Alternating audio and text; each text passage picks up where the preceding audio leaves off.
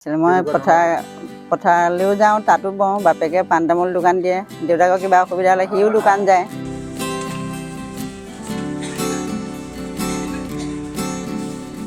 সি মোক কালি কৈছিলে মা শুকুৰবাৰে ৰিজাল্ট দিব বুলি।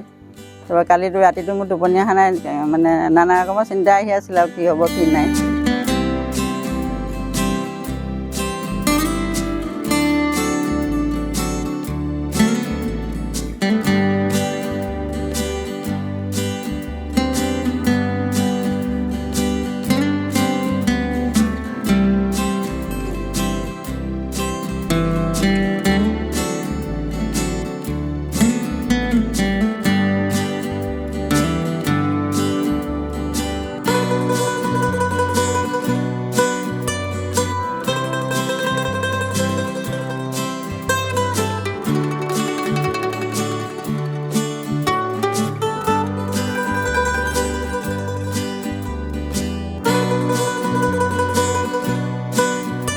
মই পথাৰলৈও যাওঁ, তাতো বওঁ। বাপেকে পাণ তামোল দোকান দিয়ে, দেউতাকৰ কিবা অসুবিধা হ'লে সিও দোকান যায়।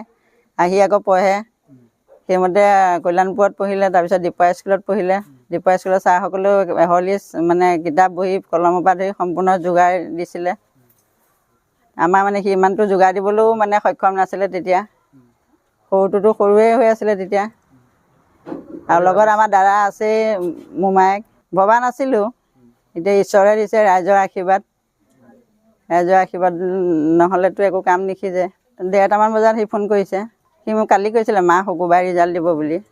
তাৰপৰা কালিতো ৰাতিটো মোৰ টোপনি অহা নাই, মানে নানা ৰকমৰ চিন্তা আহি আছিলে আৰু কি হ'ব কি নাই। তাৰপিছত ৰাতিপুৱা ভাবিছিলোঁ কাইলৈ কণা শুকুৰবাৰটোতে ৰিজাল্ট দিব, আজিয়ে দি দিয়া হ'লে ৰিজাল্টটো, এনেকৈ মনতে ভাবি আছিলোঁ। তাৰপৰা ওচৰৰ বোৱাৰীকেইজনীক ক'লোঁ আমাৰ ইয়াৰ কালি ৰিজাল্ট দিব, মোৰ কালি এনেকুৱা ল, আপুনি এনেকৈ থাকিলে কেনেকৈ হ'ব বুলি ক'লে। তাৰপৰা সি ভাত বনাই মেলি দেউতাকক ভাত খাব দিছোঁ, তেতিয়া সি ফোন কৰি কৈছে যে মা ৰিজাল্ট দিলে, ৰিজাল্ট ভাল। হয়, ৰ'ব মোৰ ল'ৰা, কিন্তু তাক পঢ়াওঁতে মোৰ বিশেষখিনি বহুতখিনি কষ্ট হৈছিলে।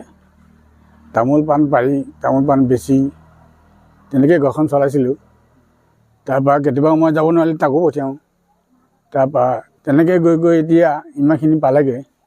এতিয়া নথৈ আনন্দ পাইছোঁ মই এতিয়া দোকানৰ পৰা আহি খবৰ পাইছোঁ। হয়, তেতিয়া কেনেকুৱা লাগিছে? খবৰটো পোৱাৰ লগে লগে কেনেকুৱা লাগিছে? অতি আনন্দ লাগিছে। সেইটোকেই বিচাৰিছিলোঁ আমি, সেইটোকে পালোঁ। মানে তাৰ ওপৰত আপোনাৰ সম্পূৰ্ণ বিশ্বাস আছিলে? হয়। ডিপুৰা হাইস্কুলৰ পৰা চৰকাৰী এখন স্কুল, অপ্ৰাদেশিকৃত এখন স্কুলৰ পৰা তেওঁ যেতিয়া ডিষ্টিংশ্যন পায়, আমাৰ এই অঞ্চললৈ গৌৰৱ কঢ়িয়াই আনিছিলে। মোৰ লগতে সমগ্ৰ ডিপুৰাবাসী গৌৰৱান্বিত হৈছিলে।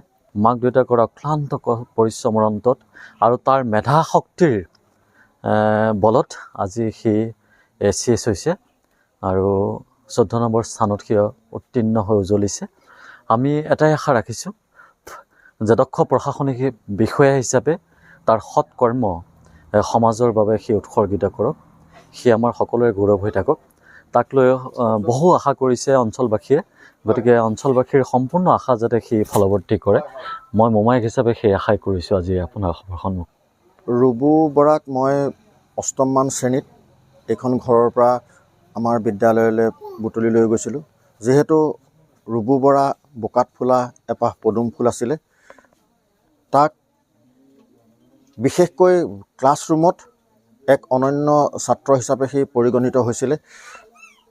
আমাৰ আটাইকেইগৰাকী শিক্ষকৰ সি মধ্যমনীয়া হৈ পৰিছিলে, যে তাক যি ধৰণে আমি শিকাওঁ, আমি নিজে পঢ়িব লগা হৈছিলে যে তাক পঢ়াবৰ কাৰণে। সি সঁচাকৈ মেধাসম্পন্ন এজন ছাত্ৰ আছিলে, যাৰ এটা প্ৰমাণ আজিৰ এই ৰিজাল্টে কৰিছে যে এবাৰতেই স্নাতকোত্তৰ নোহোৱাকৈ কেৱল গ্ৰেজুৱেট হৈয়ে যে মানে ACS বিষয়া হ'ব পাৰে, তাৰ মানে ৰুবু বৰা এজন জ্বলন্ত মানে সাক্ষী যে ৰুবু বৰাই স্নাতক হৈয়ে ACSৰ দৰে 14 নম্বৰ স্থানত দখল কৰাৰ কাৰণে মই এই সুযোগতে অসমবাসীৰ জৰিয়তে মুখ্যমন্ত্ৰী ডক্টৰ হিমন্ত বিশ্ব শৰ্মাক ধন্যবাদ দিছোঁ, যাতে এনেকুৱা এটা সৰু পৰ্যায়ৰ পৰা দৈনিক মানে কাম নকৰিলে খাব নোহোৱা এটা অৱস্থাৰ পৰা যে ল'ৰা এজনেও যে ACS পাব পাৰে, সেইটো অসমৰ কাৰণে এটা আদৰ্শ বুলি মই চিহ্নিত কৰিছোঁ।